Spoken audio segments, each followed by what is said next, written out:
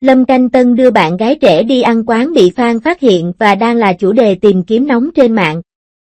Từ ước mơ của 900 triệu cô gái trở thành bị chế giễu vì trông như 47 tuổi. Những bức ảnh chưa chỉnh sửa của Lâm Canh Tân cho thấy anh trông cực kỳ gầy và mệt mỏi đã gây ra những cuộc tranh luận sôi nổi. Cựu nam thần hóa trang này đã rơi vào tình thế tiến thoái lưỡng nan khi phải thay đổi diện mạo, bị bủa vây bởi những vụ bê bối và kỹ năng diễn xuất gây tranh cãi. Thậm chí việc học tiến sĩ còn bị coi là trốn tránh thực tại. Khi anh nói đùa về phong cách làm việc chuyên nghiệp của mình, khán giả mong đợi một Lâm Canh Tân mới. Người đã hoàn toàn rũ bỏ hình tượng thần tượng của mình, có lẽ lối thoát nằm ở sự tự phá bỏ này. Từ giấc mơ của 900 triệu cô gái đến ác mộng, anh ấy đã trải qua sự biến đổi như thế nào?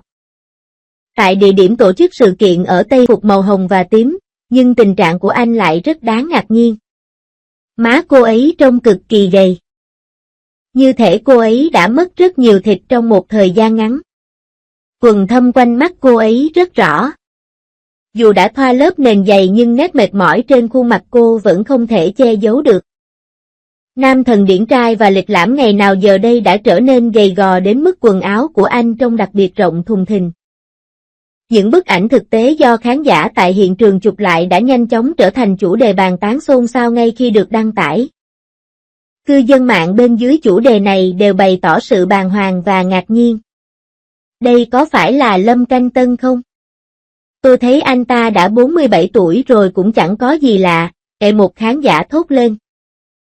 Một người hâm mộ đã kêu lên trong sự thất vọng, làm ơn, hình ảnh một nam thần trong trang phục cổ trang của tôi đã sụp đổ hoàn toàn rồi. Thấy những bức ảnh cũ của anh chụp tại buổi họp báo du hành cùng Phượng Hoàng cách đây vài năm để so sánh. Lúc đó, anh có nét mặt thanh tú, đôi mắt kiên nghị, toát lên khí chất trẻ trung. Và người hiện đang xuất hiện trước ống kính dường như đã cạn kiệt toàn bộ năng lượng và tinh thần sau nhiều năm. Có người nhắc đến kỷ lục trước đó và nói rõ. Tôi đã thấy mặt anh ấy sưng lên trong buổi phát sóng trực tiếp trước đó, và tình hình hiện tại thậm chí còn nghiêm trọng hơn. Giấc mơ của 900 triệu cô gái đã tan vỡ. Lần này thì không thể chối cãi. Tại sao nam thần từng được ngưỡng mộ này lại rơi vào hoàn cảnh khiến trái tim người hâm mộ tan vỡ? Lâm Canh Tân, người từng là đối tượng trong mơ của vô số cô gái trẻ, giờ đây đang rơi vào tình huống khó xử. Năm 2025, anh có lịch trình rất bận rộn, đầu tiên là sau đó là xuất hiện tại một sự kiện kinh doanh ở Hàng Châu. Trong những bức ảnh được chỉnh sửa cẩn thận của studio, anh ấy vẫn trông quyến rũ. Như bạn có thể tưởng tượng. Đoạn video do khán giả quay lại đã tiết lộ một tình huống khác, anh ta luôn nở nụ cười gượng gạo trên môi, và cư dân mạng thẳng thừng gọi anh ta là công nhân bị ép làm việc. Cho thấy sự bất lực bên trong của anh ta. Logo này, giấc mơ của 900 triệu cô gái, có nguồn gốc từ ID của trò chơi, kết hợp hoàn hảo với vẻ ngoài quyến rũ và tính cách hài hước của anh ấy. Theo thời gian, ngoại hình của anh dần thay đổi. Thực tế này đặc biệt ảm đạm trong thời đại mà khán giả ngày càng kỳ vọng cao hơn vào việc các ngôi sao phải giữ được sự trẻ trung.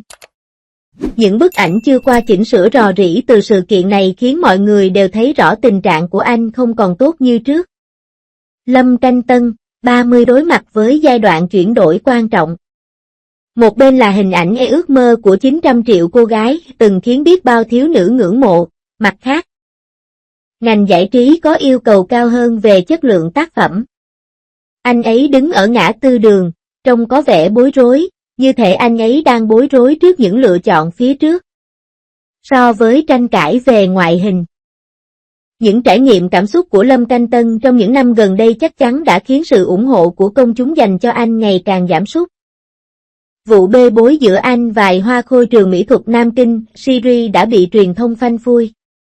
Khi cư dân mạng nhìn thấy tin tức này, họ đã trở nên chai sạn và thậm chí còn thấy có chút nực cười. Không thể phủ nhận rằng từ khi bước chân vào làng giải trí, luôn có vô số phụ nữ gắn liền với Lâm Canh Tân.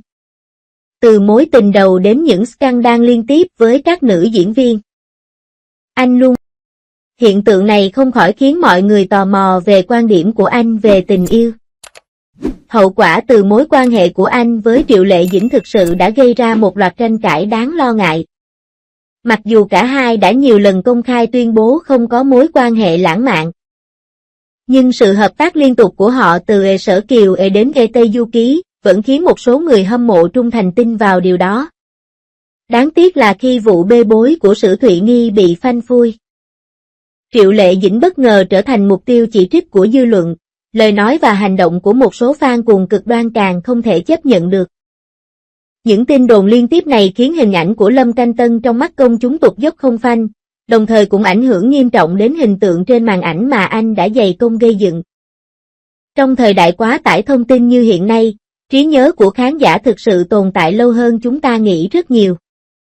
Kỹ năng diễn xuất của Lâm Canh Tân cũng trong Nhịp bước chân thần kỳ, chàng thập tứ hoàng tử dịu dàng, tình cảm, và trong Sở Kiều, Vu Văn Nguyệt thể hiện tính cách điềm tĩnh, kiên định, đều trở thành những nhân vật kinh điển khó phai mờ trong các bộ phim cổ trang thần tượng.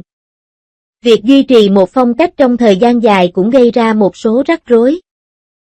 Khi ông cố gắng thay đổi vị trí của mình, nhiều vấn đề đã phát sinh.